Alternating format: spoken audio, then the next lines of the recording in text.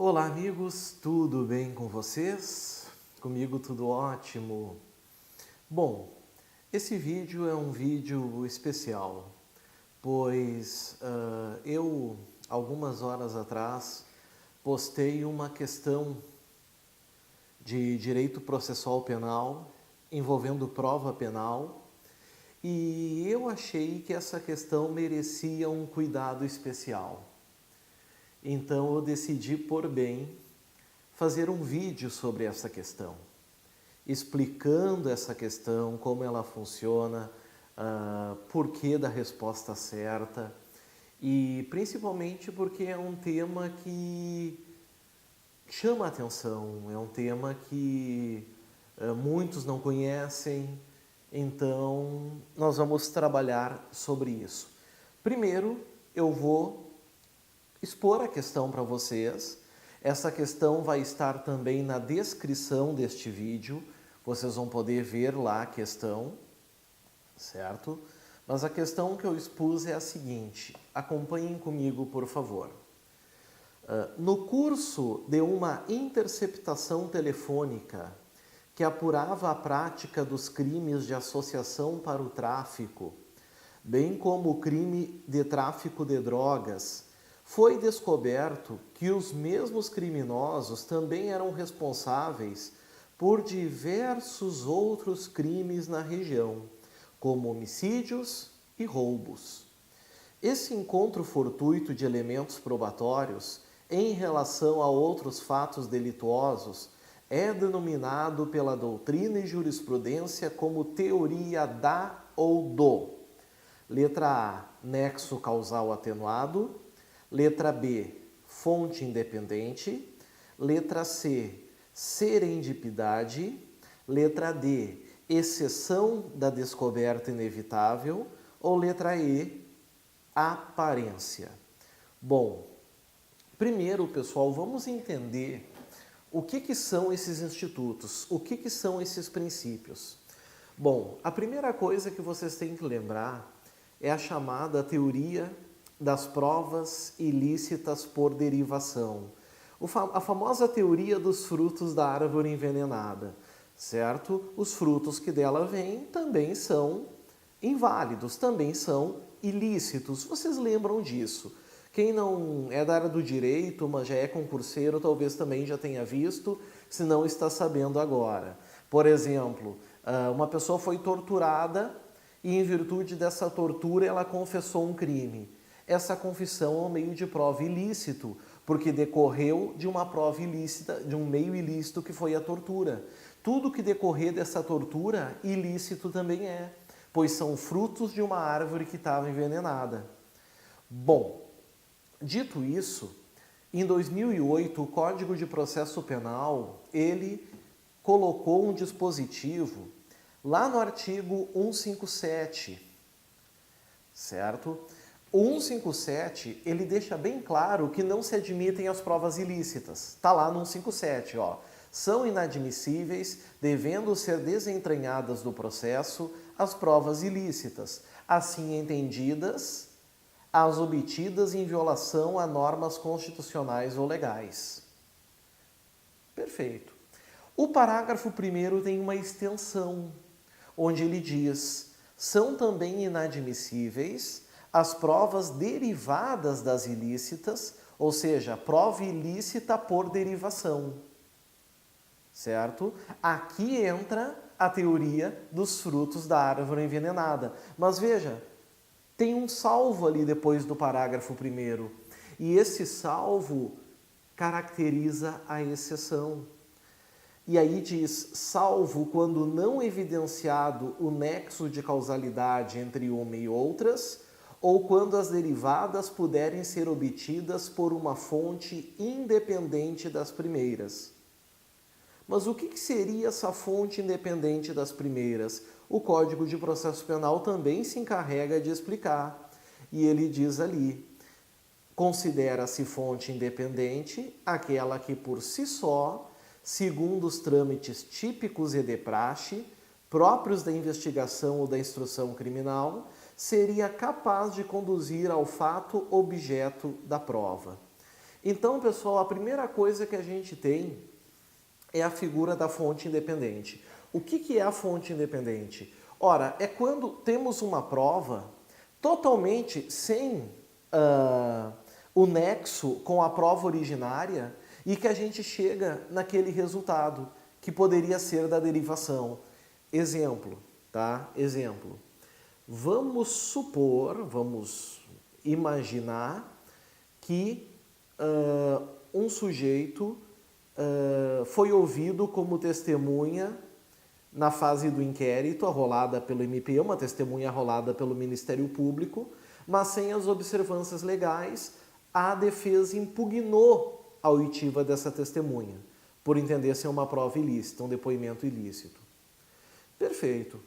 Só que durante a instrução processual, durante a colheita de provas, uma outra testemunha, certo? Ou seja, ó, fonte independente, uma outra testemunha cita o nome daquela testemunha que foi impugnada. E aí eu pergunto, o juiz não pode ouvir testemunhas referidas? Claro que pode. E nesse caso a oitiva da testemunha passa a ser válida, pois decorreu de quê? De uma fonte independente. Vejam, não há nexo entre a oitiva do inquérito e a oitiva da instrução processual, pois resultou de uma fonte lícita, que foi, nesse caso, um depoimento legítimo. Ok? Então, dentro da questão, certo? Dentro da questão, nós temos lá uma das alternativas, que é a teoria da fonte independente. Mas será que ela tem a ver com o enunciado? Não. Por quê? Porque se tu olhares o enunciado, teve uma interceptação telefônica investigando o crime de associação para o tráfico e tráfico de drogas. Depois se descobriu que esses criminosos cometiam outros crimes, mas essa descoberta foi de uma fonte independente? Não, foi da interceptação telefônica. Então, se não foi de uma fonte independente, se tem nexo causal, nós temos que excluir a letra B. A letra B está fora, certo? Ela está eliminada. Nós temos a letra A, a letra C, a letra D e a letra E. Uma delas é a resposta. A letra E você já eliminem. Teoria da aparência não tem ligação, vinculação alguma ao que a gente precisa. Então a nossa resposta vai ser ou a letra A, ou a letra C, ou a letra D. Agora eu vou explicar cada uma dessas teorias. A primeira, pessoal, fala ali da teoria do nexo causal atenuado. Teoria do nexo causal atenuado pode vir em provas, claro, aí um pouco mais específicas, como delegado, promotor, juiz, procurador, e até mesmo em uma prova oral de tribuna, perguntando sobre o que seria a teoria da tinta diluída, né, ou mancha purgada. São sinônimos. Nexo causal atenuado, contaminação atenuada, tinta diluída, certo? Mancha purgada. Quando a gente tem isso? É quando a gente tem uma prova, certo? Derivada e a obtida por meio ilícito. Só que ela pode ser usada. Por quê? Porque posteriormente uma causa superveniente, mas com nexo causal, dá valor a ela. Exemplo, exemplificando, tá? Vamos supor que o Tício, certo? Em fase de inquérito, objeto de tortura, sentindo-se coagido, confessou o crime. Ora, essa prova, ela é ilícita, ok? Mas depois, na instrução processual, o Tício, voluntariamente, na presença do seu advogado, decide fazer o quê, meus caros? Ele decide confessar o crime. Agora se tornou válida. Agora nós temos aqui a validade desse meio de prova, dessa confissão.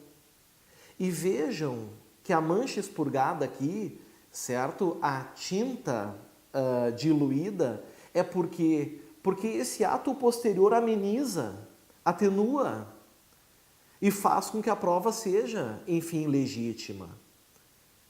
Tá? Vocês imaginem, pessoal, um outro caso, o Tício foi preso ilegalmente, prisão ilegal, prova ilícita.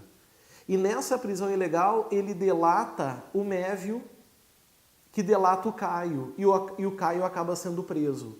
Essa prisão do Caio é legal? Não. Derivou de uma prova ilícita, teoria dos frutos da árvore envenenada. Porém, posteriormente, Caio decide ir a juízo e, dentro dos trâmites legais, confessa o crime. Nesse caso, a teoria passa a ser válida. Ela passa a ser, então, perfeita, adotada, sem problema nenhum, certo? Essa teoria, né, ela vem do direito norte-americano. Em 1963, caso Wonsan versus USA, né? Wonsan versus Estados Unidos, tá? E foi o primeiro caso de adoção dessa teoria. Qual é a diferença dela para a teoria da fonte independente? É que aqui na mancha purgada, aqui na atenuação, existe um nexo causal.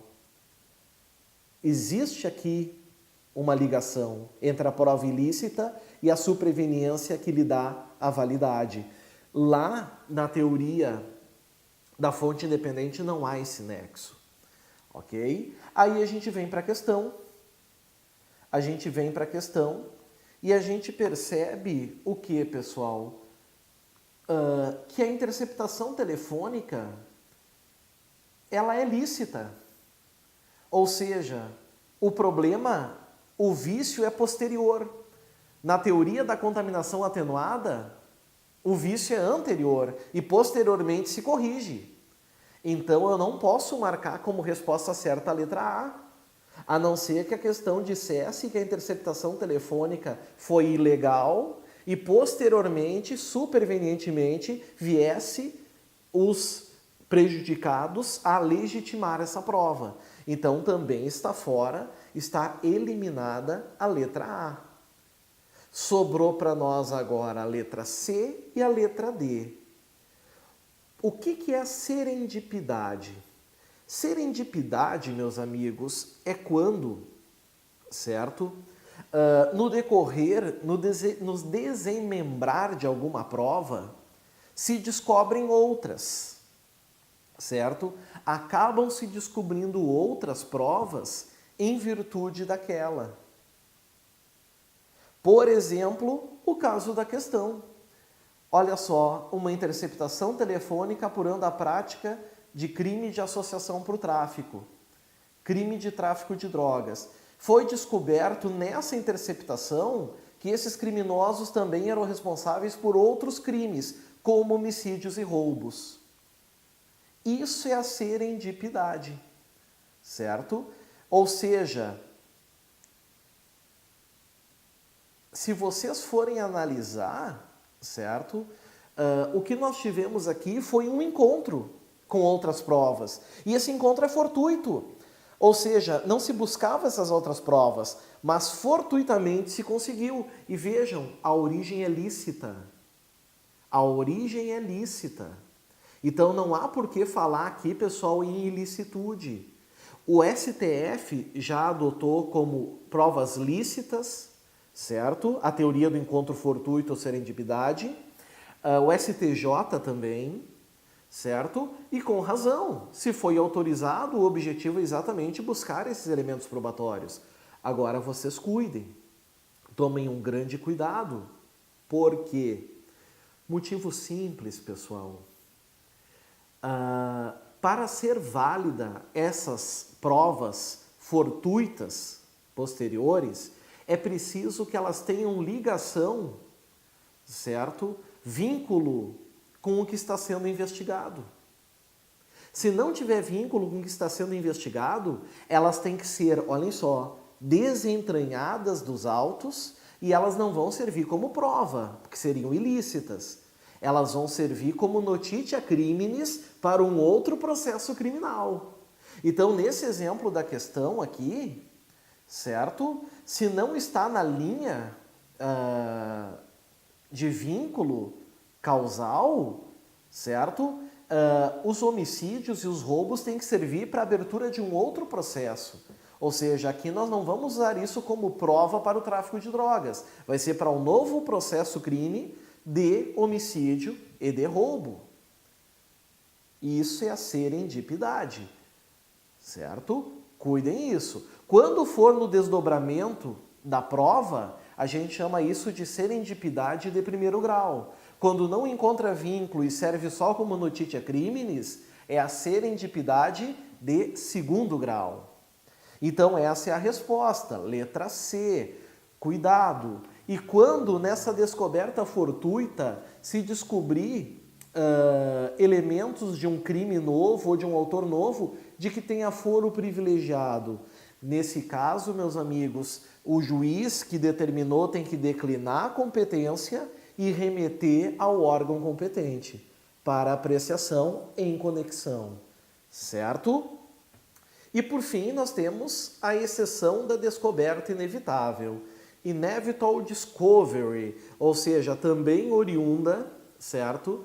Lá do direito norte-americano. O que essa teoria diz? Ela diz que a prova pode ser lícita, certo? Se, de qualquer maneira, ela seria descoberta.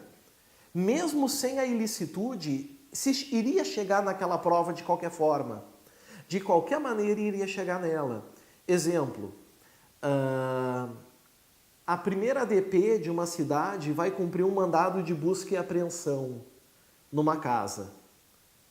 E chegando lá, eles buscam, apreendem e apreendem outros documentos que também não faziam parte desse mandado.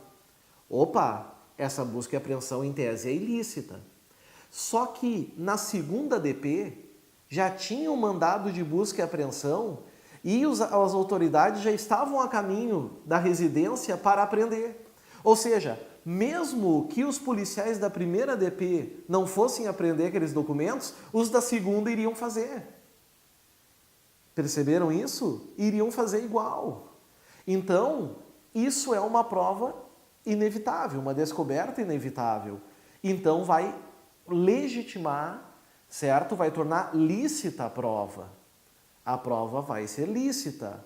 O sujeito for torturado e confessou onde deixou o corpo no homicídio. Os policiais estão indo até o local. Chegam lá e encontram o corpo, mas ao mesmo tempo familiares já estavam na redondeza e estavam prontos para encontrar o corpo ali.